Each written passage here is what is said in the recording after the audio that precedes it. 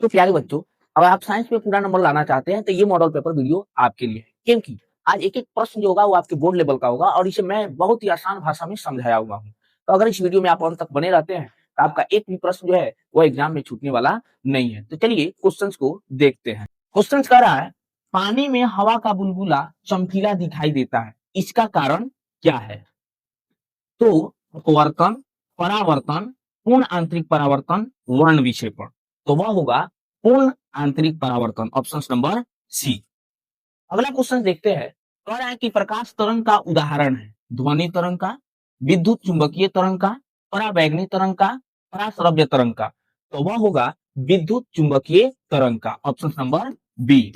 प्रकाश के परावर्तन के नियम सत्य है केवल समतल दर्पण के लिए, केवल अवतल दर्पण के लिए, केवल उत्तल दर्पण के लिए, सभी परावर्तक सतह के लिए। तो यह होगा सभी परावर्तक सतह के लिए, ऑप्शन नंबर डी।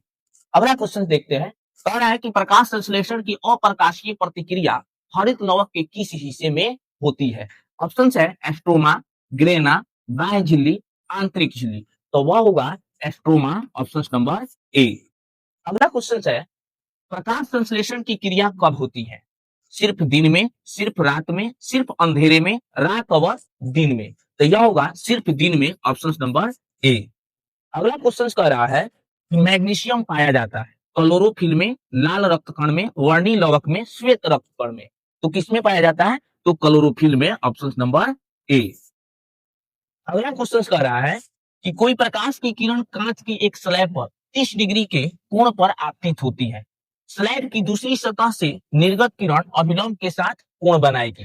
ऑप्शन है 40 डिग्री, 90 डिग्री, 30 डिग्री, 45 डिग्री। तो आपका जो राइट आंसर होगा वह होगा 30 डिग्री, ऑप्शन नंबर सी। अगला क्वेश्चन देखते हैं। जल में स्थित किसी वस्तु को हवा में देखने पर वस्तु की आभासी गहराई वास्तविक गहराई से होती है। कह रहा है कम, अधिक, बराबर, कम या बराबर होती है। तो वह होती है कम, ऑप्शन नंबर ए। अगला क्वेश्चन कह रहा है, नेत्र में किसी वस्तु का कैसा प्रतिबिंब बनता है? ऑप्शन है काल्पनिक सीधा तथा छोटा, काल्पनिक उल्टा तथा बड़ा, वास्तविक उल्टा तथा छोटा, वास्तविक उल्टा तथा बड़ा। तो नेत्र में हमेशा वास्तविक उल्टा तथा छोटा प्रतिबिंब बनता है, जो कि आपका ऑप्शन नंबर सी में दिया हुआ है। अगला क्वेश्चन देखते हैं। कह रहे सामान्य दृष्टि वाले युवा के लिए स्पष्ट दृष्टि की न्यूनतम दूरी होती है लगभग 25 मीटर, 2.5 सेंटीमीटर, 25 cm और 2.5 मीटर। तो वह होगा 25 सेंटीमीटर, ऑप्शन नंबर सी। अगला क्वेश्चन कह रहा है, मनुष्य में प्रमुख उत्सर्गी अंग है रक्त, श्वेत ग्रंथि, वृक्क, अग्नाशय। तो मनुष्य में जो उत्सर्गी अंग होता है वह वृक्क होता है, जो कि आपका ऑप्शन नंबर सी में दिया हुआ है। अगला क्वेश्चन कह रहा है, मस्तिष्क उत्तरदायी है सोचने के लिए, हृदय के स्पंदन के लिए, शरीर का संतुलन बनाने के लिए, उपयुक्त सभी। तो उपयुक्त सभी होगा, ऑप्शन नंबर डी। अगला क्वेश्चन कह रहा है कि इनमें से किसका प्रयोग खरपतवारों के उन्मूलन में होता है? यानी उन्मूलन का मतलब होता है नाश करने में होता है, खत्म करने में होता है। यहाँ पे ऑप्शन है indole acetic acid, abscisic acid, phenoxy acetic acid और इनमें से कोई नहीं। तो इसका जो राइट आंसर होगा वह होगा phenoxy acetic acid 24D, option number C. अगला क्वेश्चन कह रहा है, सामान्य नेत्र में अधिकतम कितनी दूरी तक की वस्तुओं को साफ साफ देख सकते हैं? यानी हमारा जो सामान्य नेत्र है वो अधिकतम कितनी दूरी को देख सकता है? ऑप्शन में है 25 मीटर, 2.5 सेंटीमीटर, 25 cm, अनंत। अधिकतम जब कहेगा तो वह होगा अनंत, ऑप्शन नंबर डी। अगला क्वेश्चन कह रहा है, आंख में अपने लेंस की फोकस दूरी को बदलकर दूर या निकट की वस्तु को साफ साफ देख सकता है। आंख के इस गुण को क्या कहते हैं? आपके सामने ऑप्शन है दूरदृष्टिता, समंजन क्षमता, निकट दृष्टिता, जरा दृष्टिता। तो वह होता है समंजन क्षमता, ऑप्शन नंबर बी।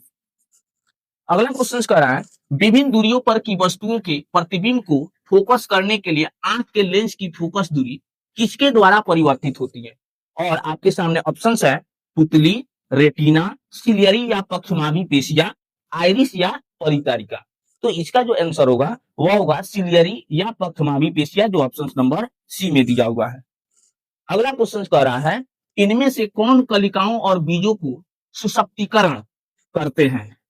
ऑप्शन है साइटोकाइनिन, एब्सिसिक एसिड, इथेन, इनमें से सभी। तो वह होगा abscisic acid, option number B. अगला क्वेश्चन कह रहा है इनमें से किसके छिड़काव से फल धीमी गति से पकता है। ऑप्शंस में है एबीए, जिब्रेलिन, आईएए, साइटोकाइनिन। तो इसका जो आंसर होगा वह होगा जिब्रेलिन, ऑप्शन नंबर बी। अगला क्वेश्चन कह रहा है पीयूष ग्रंथि मस्तिष्क के किस भाग से जुड़ी रहती है। और ऑप्शंस है हाइपोथैलेमस, एपिथैलेमस, ऑप्टिक थैलेमाई, सेरिब्रम। तो पीयूष ग्रंथि जो है मस्तिष्क के हाइपोथैलेमस से जुड़ी हुई रहती है, जो कि ऑप्शन नंबर ए में दिया हुआ है। अगला क्वेश्चन विद्युत वाहक बल किस यंत्र से मापा जाता है। एमीटर, थर्मामीटर, इनमें से कोई नहीं, और वोल्टामीटर। तो इसका जो राइट आंसर होगा वह होगा वोल्टामीटर, जो कि ऑप्शन डी में दिया हुआ है। अगला क्वेश्चन कह रहा है कि निम्नलिखित में पदार्थों में कौन चालक है। और आपके सामने ऑप्शन दिया हुआ है चीनी मिट्टी, अवरक, कांच, एल्युमिनियम।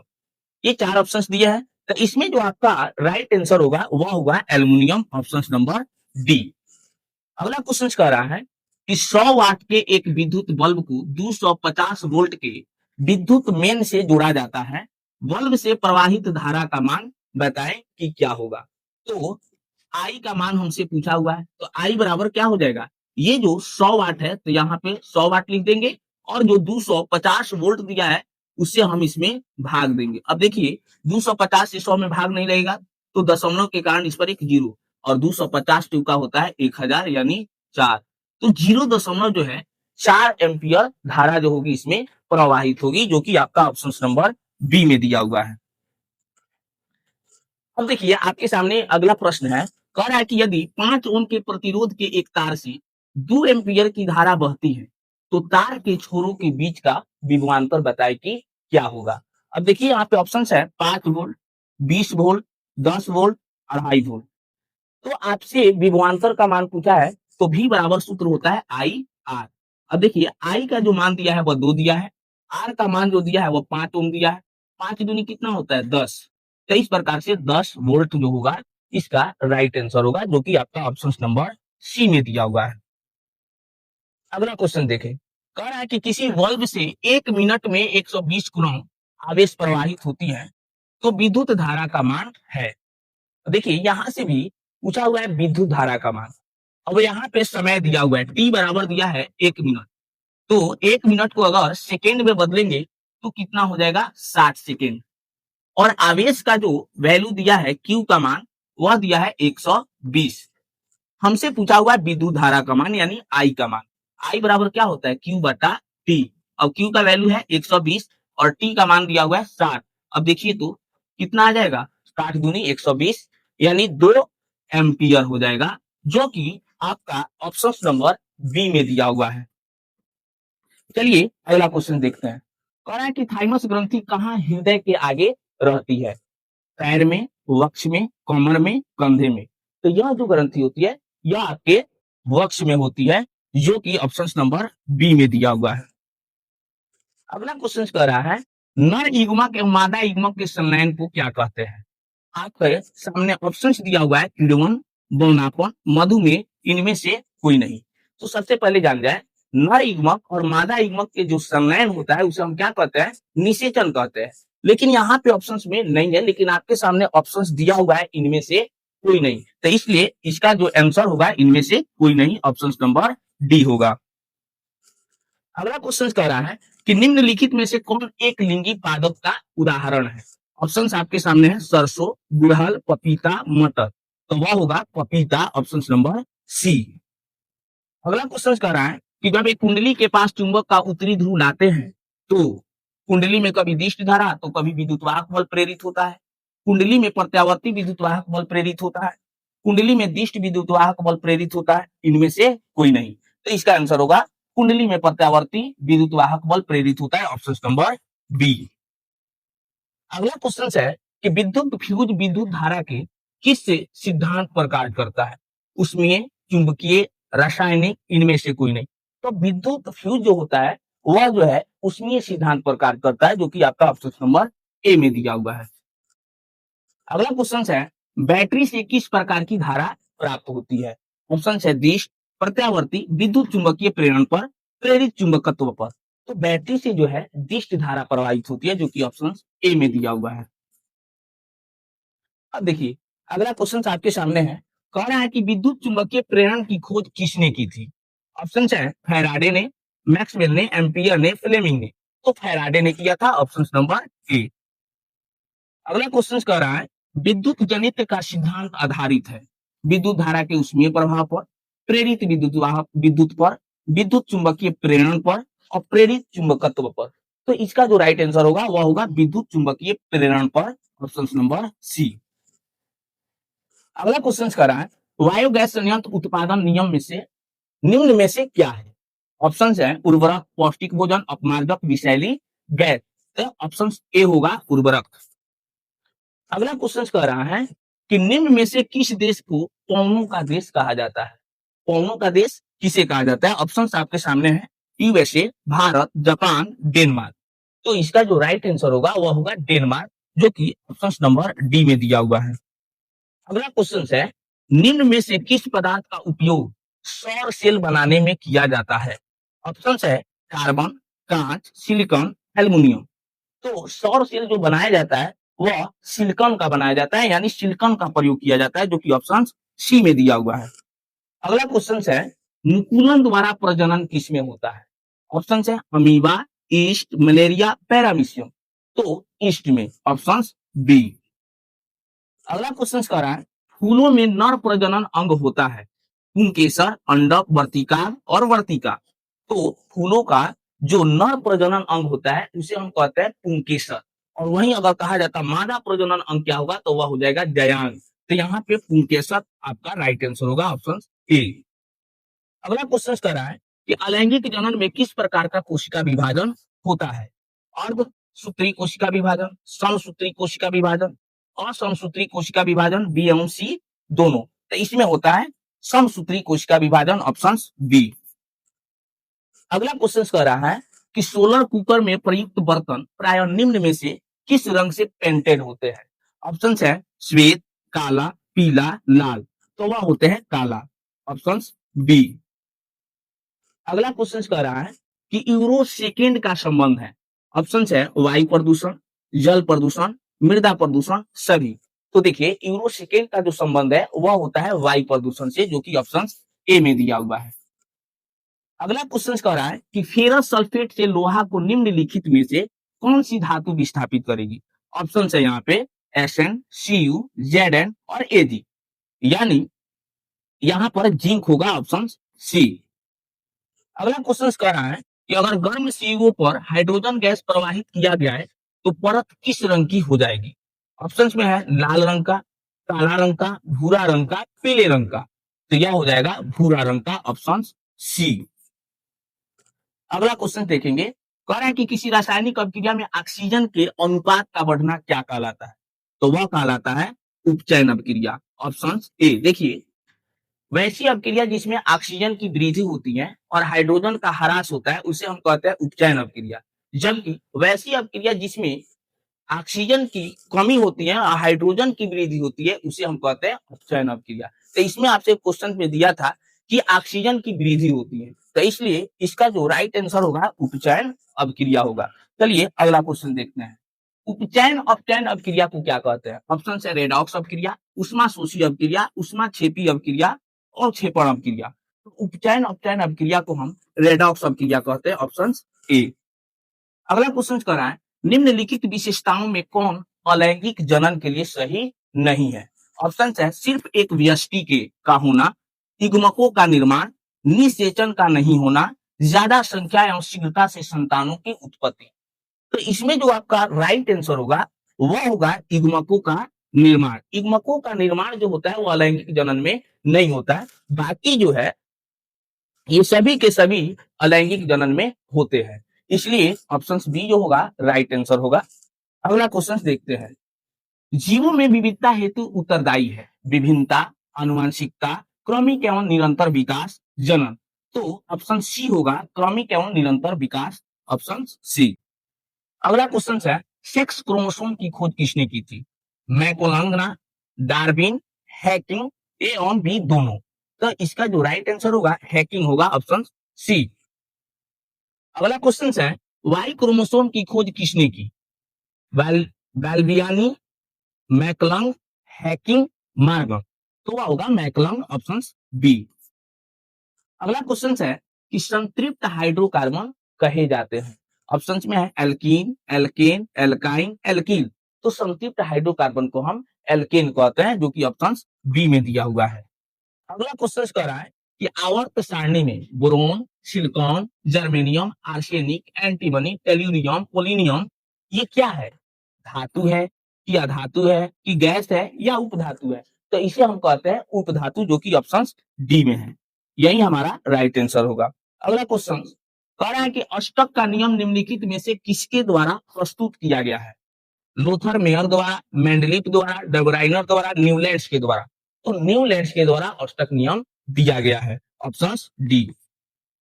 अगला क्वेश्चन कह रहा है कि क्लोरीन के परमाणु की 72 कक्षा में इलेक्ट्रॉनों की संख्या कितनी होती है? तो देखिए क्लोरीन की जो परमाणु संख्या होती है वह 17 होती है। इसका इलेक्ट्रॉनिक विन्यास बनाएंगे 2,8,7 होता है। तो देखिए क्लोरीन के 72 कक्षा में कितने इलेक्ट्रॉन्स हैं? 7। तो इस प्रकार से ऑप्शन नंबर सी जो होगा यह राइट आंसर होगा, ऑप्शन सी। अगला क्वेश्चन देखेंगे, कह रहा है कि लेड नाइट्रेट तथा पोटेशियम आयोडाइड के विलयन को मिलाने पर अवक्षेप बनता है। इस अवक्षेप का रंग कैसा होता है? ऑप्शन में श्वेत, भूरा, नीला, पीला। तो यह होगा पीला, ऑप्शन नंबर डी। अगला क्वेश्चन है अपच का उपचार करने के लिए निम्न में से किस औषधि का उपयोग होता है? Antibiotic, analgesic, antacid, antiseptic. तो एंटासिड का प्रयोग किया जाता है, ऑप्शन सी। अगला क्वेश्चन कह रहा है कि हल्दी, लिटमस पत्र आदि किस प्रकार के सूचक है? ऑप्शन में है प्राकृतिक, संश्लेषित, प्राकृतिक एवं संश्लेषित। इनमें से सभी उत्तर सही है, तो यह होगा प्राकृतिक, ऑप्शन ए। अगला क्वेश्चन कह रहा है कि लिटमस विलियन बैगनी रंग का सूचक होता है जो निकाला जाता है गुलाब के पौधे से, लाइकेन के पौधे से, मेहंदी के पौधे से, घास के पौधे से। तो यह जो है लाइकेन के पौधे से निकाला जाता है, ऑप्शन नंबर बी। अगला क्वेश्चन है सोडियम जिंकेट का रासायनिक सूत्र क्या है? और यहाँ पे दिया हुआ है NaZNO, Na2ZNO, NaZNO2, Na2ZNO2। तो यह जो होगा ऑप्शन डी जो है सही होगा, ऑप्शन डी। अगला क्वेश्चन कह रहा है कि क्रोमोसोम के किस भाग में क्रियाशील जीन पाए जाते हैं? ऑप्शन में है पूरी लंबाई में, क्रोमियर में, हेट्रोक्रोमेटिन में, यूक्रोमेटिन में। तो यूक्रोमेटिन में पाए जाते हैं, ऑप्शन डी। अगला क्वेश्चन कह रहा है कि मेंडल ने अपने प्रयोगों के लिए किस पौधे को चुना था? मटर, चन्ना, सेम, इनमें से कोई नहीं। तो वह होगा मटर, ऑप्शन ए। अगला क्वेश्चन कह रहा है आहार श्रृंखला में शेर कहलाता है शीर्ष उपभोक्ता, अपघटक, उत्पादक, आहार श्रृंखला।